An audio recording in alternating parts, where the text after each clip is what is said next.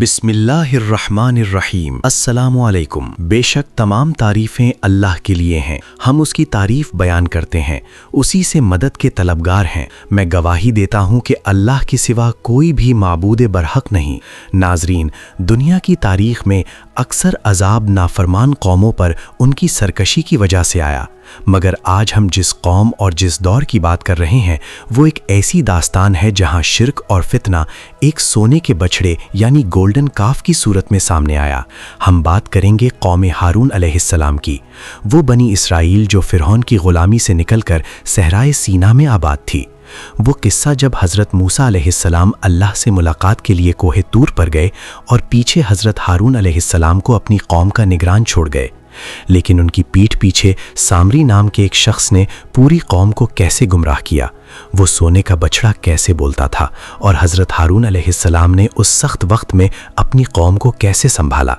ان تمام حیرت انگیز باتوں کے متعلق جاننے کے لیے ویڈیو کو اینڈ تک ضرور دیکھیے، کیونکہ آج کی یہ ڈاکیومنٹری آپ کو بتائے گی کہ فتنہ دولت انسان کو کیسے اندھا کر دیتا ہے۔ خواتین و حضرات، حضرت ہارون علیہ السلام صرف حضرت موسیٰ علیہ السلام کے بھائی نہیں تھے، بلکہ وہ اللہ کے نبی اور نہایت فصیح البیان یعنی بہترین بولنے والے شخص تھے۔ جب حضرت موسیٰ علیہ السلام کو 40 دنوں کے لیے کوہ طور پر بلایا گیا تو انہوں نے فرمایا، اے ہارون، میرے پیچھے میری قوم میں میری نیابت کرنا اور ہمیشہ اصلاح کی کوشش کرنا۔ حضرت ہارون علیہ السلام نے اس ذمہ داری کو پوری شدت سے نبھایا، مگر ان کے سامنے ایک ایسا دشمن تھا جو نہایت چالاک تھا، اور اس کا نام تھا سامری۔ ناظرین، جب حضرت موسیٰ علیہ السلام کے واپس آنے میں دیر ہوئی تو سامری نے لوگوں کے دلوں میں وسوسے ڈالے۔ اس نے لوگوں سے کہا کہ تمہارے پاس جو مصر کا سونا اور زیورات ہیں وہ اپنے ساتھ رکھنا گناہ ہے۔ اس نے پوری قوم سے سونا اکٹھا کیا اور اسے پگھلا کر ایک بچڑا بنایا، مگر حیرت کی بات یہ تھی کہ اس مورتی کے اندر سے گائے کی آواز آتی تھی۔ سامری نے دعویٰ کیا کہ نعوذ باللہ یہی تمہارا معبود ہے۔ حضرت ہارون علیہ السلام نے چلائے، پکارا اور فرمایا، اے میری قوم، یہ تمہارے لیے ایک آزمائش ہے، تمہارا رب تو صرف رحمان ہے، میری پیروی کرو۔ مگر لوگ اس فتنے میں اندھے ہو چکے تھے۔ خواتین و حضرات، منظر بڑا ہی دردناک تھا۔ حضرت ہارون علیہ السلام اکیلے پڑ گئے تھے۔ انہوں نے دیکھا کہ اگر وہ سختی کرتے تو قوم 2 حصوں میں بڑھ جاتی اور شاید خون ریزی ہو جاتی۔ انہوں نے موسیٰ علیہ السلام کی واپسی کا انتظار کیا۔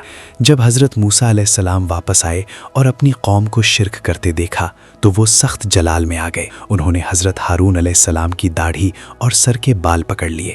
تب حضرت ہارون علیہ السلام نے نہایت نرمی سے کہا، اے میرے ماجائے بھائی، مجھے ڈر تھا کہ آپ کہیں گے کہ میں نے بنی اسرائیل میں پھوٹ ڈال دی۔ حضرت موسیٰ علیہ السلام کا غصہ ٹھنڈا ہوا اور انہوں نے اپنے بھائی کے لیے مغفرت کی دعا کی۔ ناظرین، سامری نے جو مٹھی بھر مٹی اس بچڑے میں ڈالی تھی وہ اس نے اس وقت اٹھائی تھی جب حضرت جبرائیل علیہ السلام دریائے نیل پار کروا رہے تھے۔ اس نے اس مٹی کا غلط استعمال کیا۔ حضرت موسیٰ علیہ السلام نے اس بچڑے کو جلا کر راکھ کر دیا اور سمندر میں بہا دیا۔ سامری کو ایسی سزا ملی کہ دنیا میں وہ لامساسا مجھے مت چھونا کہتا پھرتا تھا، یعنی کوئی انسان اسے چھو نہیں سکتا تھا، اور وہ در بدر بھٹکتا رہا۔ یہ تھا انجام اس شخص کا جس نے نبی کی موجودگی میں شرک پھیلایا۔ ناظرین، قوم ہارون کا یہ قصہ ہمیں سکھاتا ہے کہ جب نبی موجود نہ ہو تو فتنے کتنی تیزی سے پھیلے ہیں۔ حضرت ہارون علیہ السلام نے ہمیں صبر اور حکمت عملی کا درس دیا۔ دولت کا نشہ اور سونے کی چمک انسان کو ہمیشہ ہدایت سے دور کرنے کی کوشش کرتی ہے۔ آج بھی دنیا میں سامری جیسے لوگ فتنے پھیلا رہے ہیں۔ ہمیں حضرت ہارون علیہ السلام کی طرح ہمیشہ نبی کی تعلیمات پر قائم رہنا ہے۔ امید ہے کہ آپ کو حضرت ہارون علیہ السلام اور ان کی قوم کی یہ ڈاکیومنٹری پسند آئی ہوگی۔ اس ویڈیو کو لائک کریں اور کمنٹ میں یا اللہ ہمیں فتنوں سے محفوظ رکھ ضرور لکھیں۔ اگلی ویڈیو میں ملیں گے ایک نئے عبرتناک قصے کے ساتھ۔ تب تک کے لیے اجازت، اللہ حافظ۔